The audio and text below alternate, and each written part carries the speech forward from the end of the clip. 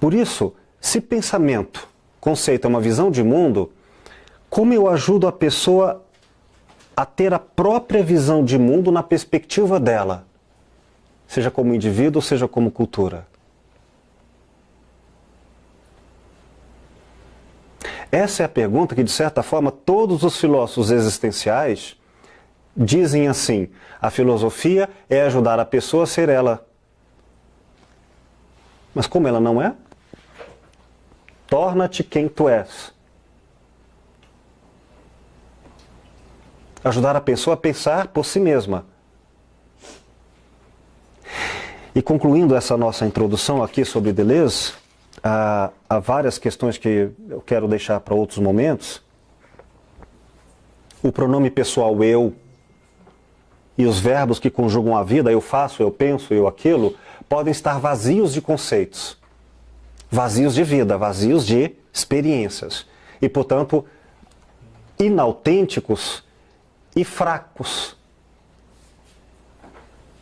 E cair em armadilhas como armadilhas conceituais, como a aposta do discurso do pensamento positivo dos livros de autoajuda, em que dizia, ou dizem, se você não conseguiu o que quer, faltou força de vontade.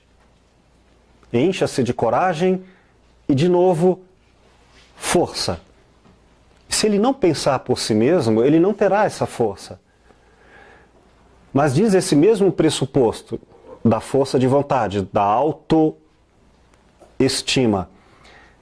que se ele não conseguir é porque ele não se esforçou muito. Então, o que ele vai fazer de novo, depois do fracasso? Na tentativa de regime que não cumpriu longo prazo? Então agora, de novo, eu vou me esforçar. Agora eu vou conseguir. E sempre um fracasso, porque ele é sempre intenso de propósitos, mas ausente de forças. Então pensem em pessoas cheias de vontade, cheias de desejo, mas sem forças de atuação, porque não são vontades próprias, nem desejos próprios, nem reconhecidos como tais. O resultado é viver outrem, não a si mesmo, nem na relação com os outros. Então não a única, das tarefas em filosofia clínica é ajudar o outro a pensar por si mesmo sem pensar por ele, os seus próprios conceitos da realidade. Aquilo que ele terá como identidade própria na relação com seus problemas e o mundo em sua volta. Questões? Eu acho que o mais perigoso é quando existe uma criação de conceitos com interesse. Por exemplo, a própria ciência, até onde eu pude vivenciá-la na academia, tinha o interesse dos pesquisadores em fazer... eu preciso do máximo de artigos publicados. Para isso eu tenho um resultado que não foi de encontro com o que eu esperava. Então, qual outra resposta eu posso dar para essa hipótese que vai encaixar no que eu queria? E aí você faz uma malha de conceitos que encaixa o seu pensamento. Da mesma forma funciona com a política, com a mídia, e assim por diante. A gente pode... Sem falar no erotismo, né? Enfim, quando eu acho que o importante é tentar tirar o ego da criação de conceitos. Excelente observação. Chegaram a ver um vídeo que está viralizando na internet agora? Sim. Sobre o uso do Photoshop nas propagandas. Na França, foi proibido que você divulgue uma fotografia de um modelo sem escrever embaixo se for usado Photoshop ou não. Acabou o namoro pela internet. Eu falo nas propagandas, nas capas de revista, não pode mais usar. Porque induz as pessoas a um objeto de desejo inalcançável. Propaganda enganosa. Tão impossível que as crianças, os adolescentes adoecem querendo ser daquele jeito. E é um jeito impossível de ser, nunca você não vai alcançar. Então é uma propaganda enganosa de fato, da mesma forma que vender crack para uma pessoa. E é alienação, né? É o que Heidegger vai chamar da inautenticidade do ser. Você usar de um conceito de forma de má fé. De má fé. Você está usando de má fé, de um conceito falso. Isso tem até um livro, A Ciência Picareta. Uhum. Porque hoje a ciência ocupou o lugar da magia de outros tempos. Sem dúvida. Mas se formos usar o termo tal qual a Deleuze nos coloca, ela não sequer é um conceito. Porque ela não foi pensada a partir do contexto que lhe dá vida. Ela é um pré-conceito. Entende? Mas nós assumimos como se fosse conceito. Então é como comer pipoca achando que está comendo proteína. Ficamos cheios e isso não nos alimenta. Professor, nós temos conceitos de várias coisas no nosso cotidiano. Esse conceito, se eu estiver equivocado, você me por gentileza, esse conceito por nós concebido através do que eu escutei, do que eu li, do que eu assisti e muito além do que eu vivi. Uhum. Que o que eu expresso para o senhor, que eu já li alguma coisa, o que o senhor nos expressa, Sim. eu li alguma coisa, se eu for estudo por aí isso criou aquele conceito. Sim. Aí cabe a pergunta. Concordo que eu coloquei, está certo. Sim, claro. No primeiro dia de aula, você perguntou assim, cada um de nós, cada qual, por que você está aqui? Né? Em geral, faz essa pergunta. E cada um dissertou a sua maneira, com o objetivo da estada nesse curso. Não sei, será que se eu perguntasse no último dia de aula, assim, por que você veio aqui, a resposta seria a mesma? Então, por isso que eu acho que o conceito é formado de acordo com a sua percepção de conhecimento, com a sua captação de conhecimento. Porque, às vezes, assim, o conhecimento, porque você tem várias, no caso da minha atividade, tem várias doutrinas. Aí eu acho que aquele cidadão mais engajado na mesma forma de pensar no ponto de vista do direito, né? O outro vai contra. Então é isso. Agora, aqui há um grande perigo. Aliás, há vários perigos, que é o fato de que podemos confundir, como Heidegger nos lembra, que o pathos, que é o estado inaugural do ser filosófico, que é um duvidar do óbvio, não aceitar as ideias aparentes, por mais intensamente sedutoras que elas tragam até nós crenças de realidade, estamos permanentemente retomando as aparências e perguntando, para além delas, onde está a essência. Quando nós descansamos o pathos, ou descansamos o estranhamento, a admiração, então nós temos outra coisa que substitui a garantia da realidade. É a sedução. Nesse sentido, a quantidade de respostas prontas e até para serem defendidas e utilizadas instrumentalmente nos diálogos faz com que a gente perca o pathos. Então, quando eu disse que a certeza é o inimigo da filosofia, é possível que a gente perca a relação da realidade vivida por nós e tenhamos respostas prontas. E isso nos empodera, nos dá poder, mas não mais caminhada. Portanto, nós temos que ter o cuidado de que na tarefa de estudar filosofia, não cairmos na sedução de que sabemos mais porque temos mais respostas. Não, saber mais é ter mais respostas e muito mais ainda dúvidas. Muito mais ainda pathos. Um exemplo miúdo. Estou no consultório, recebo uma pessoa que me fala, por exemplo, de que teve uma briga com seu pai e que não ama mais. Ora, eu próprio conheço a expressão briga, eu próprio já tive brigas, eu próprio tenho pai e semelhanças semânticas. Então eu digo, eu sei o que é isso. Eu já não estou pensando à maneira do outro, nem dialogando com a outra idade de quais são os conceitos que o outro tem na vida dele. O que para ele é o conceito de pai, O que para ele significa, se o conceito de pai dele tem um elemento religioso, tem um elemento econômico, qual é o viés que dá realidade vivida para ele?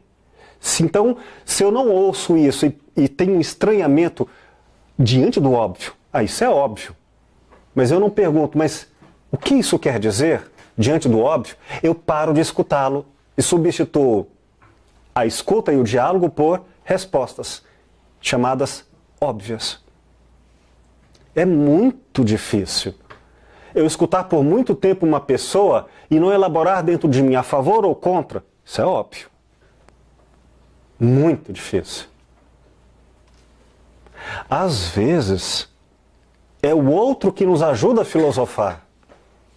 Porque ele entra numa contradição tão grande, numa surpresa tão grande, fala, mas como assim?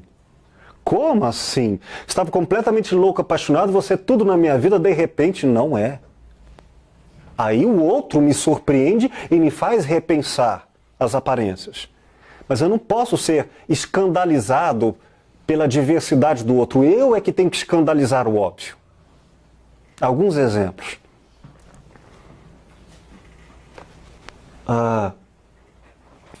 Uma mulher me procura no consultório, 35 anos aproximadamente, e dizendo o seguinte, que ela sofre não propriamente pelas escolhas que fez, mas pelas consequências dos outros que a julgam sempre pelo que fez.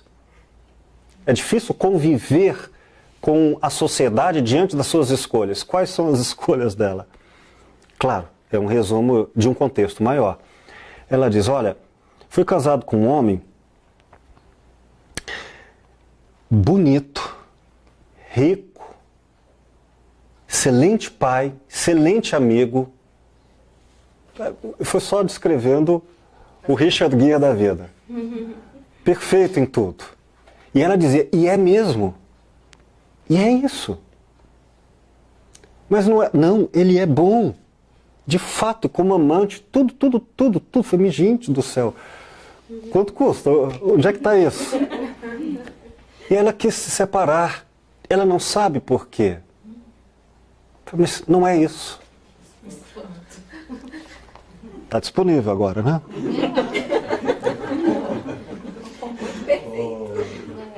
E ela falou assim, olha, e é verdade. Só que nem o próprio marido, nem as pessoas conseguem aceitar. Vão recuperar o mesmo no livro O Fio da Navalha. Um homem que tinha tudo. E o que é viver no fio da navalha? Um homem que era rico, inteligente, culto, de repente ele vai para a guerra voluntariamente, que nem precisava ir, como enfermeiro, e ele descobre qual é o sentido da vida. Por mais que as coisas sejam boas, e não precisam ser ruins para dizer eu não quero. Até as coisas boas, elas não estão me alimentando. Tem algo mais. É o patético. Sempre procuraremos algo mais na medida em que despertamos esse olhar. Mas a questão não é propriamente a alienação. Se ela mantém a pessoa, pelo menos no conforto que ela procura. E quando a pessoa vem e não sabe exatamente o que ela procura, mas ela nos pede ajuda para isso. Me ajude a ver o que eu não vejo. Então eu tenho que pensar a maneira dela. E a maneira dela significa, por mais alienada que ela esteja, ela pensa e ela tem uma visão de mundo, eu só não sei qual é. E eu não vou descobrir se eu tiver obviedades. Por isso eu tenho que descobrir quais são os conceitos de realidade dela. Olha o que diz Ortega, Deleuze, página 40, 41, linha seguinte, querido Burco, segundo parágrafo. Diz ele, certamente os nossos conceitos devem estar em relação com problemas que são os nossos, com a nossa história e, sobretudo, com os nossos devires. Se um conceito é melhor que o precedente, é porque ele faz ouvir novas variações e ressonâncias desconhecidas, opera recortes insólitos, suscita um acontecimento que nos sobrevoa.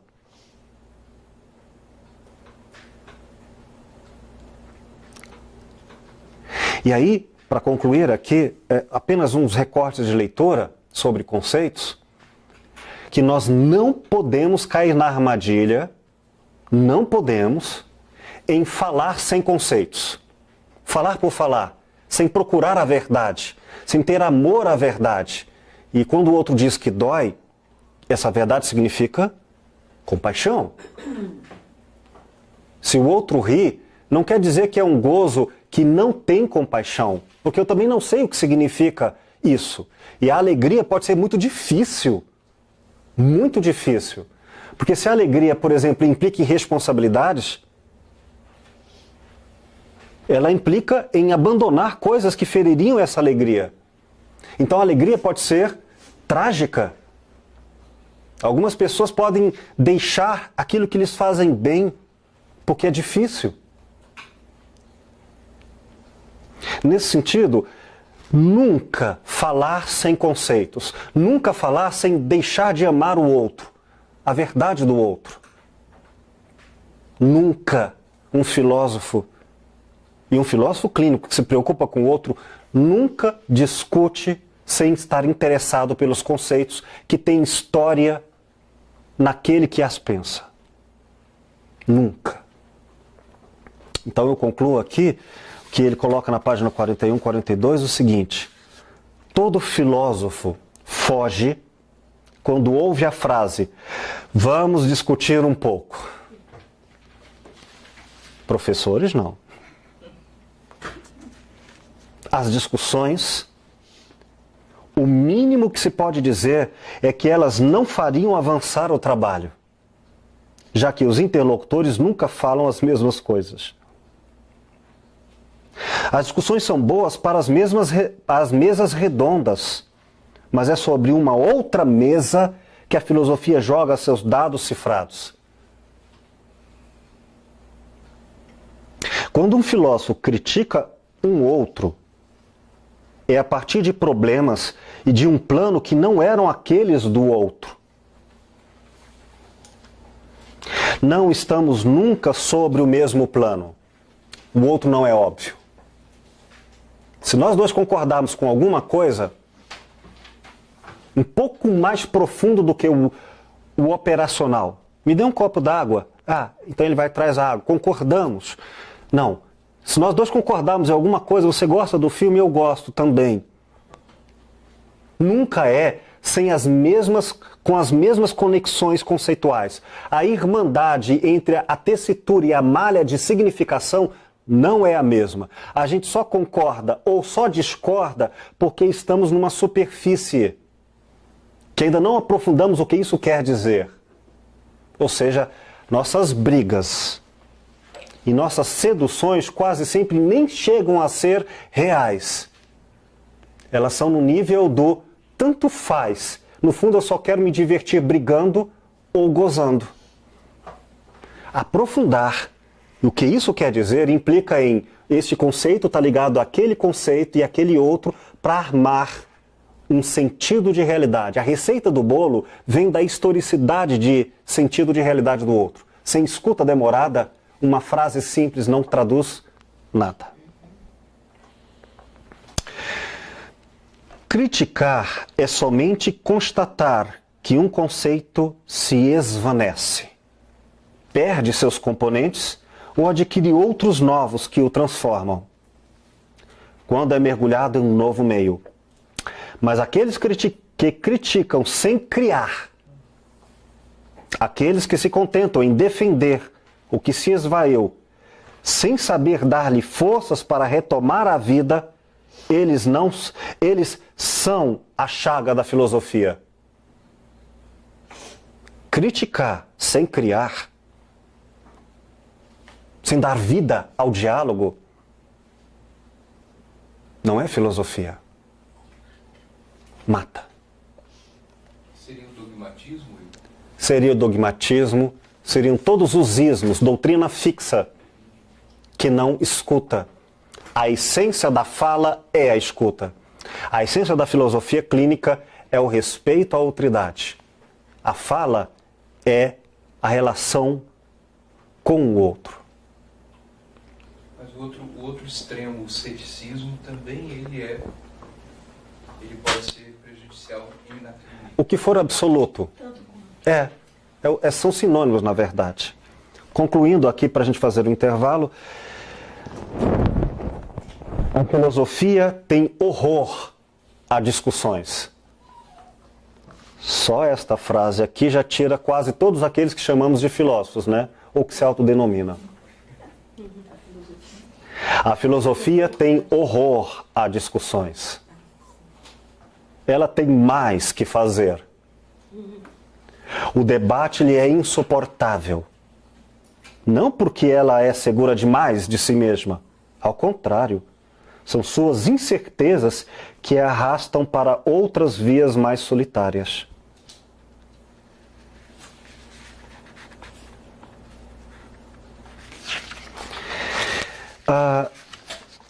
Há muitas questões a serem percorridas, mas eu só fiz algumas leituras recortadas, pontuais, sobre este texto, que é a filosofia, para mostrar que ou pensamos à procura de conceitos e não os achamos, nós os criamos, o recriamos e o fazemos sobre preconceitos. Portanto, cada pessoa, por mais que não queira, se pensa de alguma forma em sua individualidade, de alguma forma, no mínimo, herda receitas prontas e refaz ao seu modo uma visão de realidade. Resta-nos, metaforicamente, a pergunta: você se alimenta da sua própria visão de realidade? Ou você desperdiça a sua capacidade culinária de dar gosto à vida e não se nutre da relação com o outro? Daí que filosofar é preencher esse vazio interior, é ajudar cada qual a ser digno em sua capacidade e autenticidade de ser a si mesmo, na relação com o eterno diálogo. Questões?